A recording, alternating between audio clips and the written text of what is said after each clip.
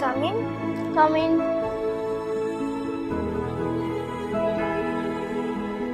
বসো। তুমি মনীষা তো? হ্যাঁ ম্যাম। পড়াশোনা করছো? বাড়িতে সব কথা শুনছো? বদমাইশি করোনি তো? না।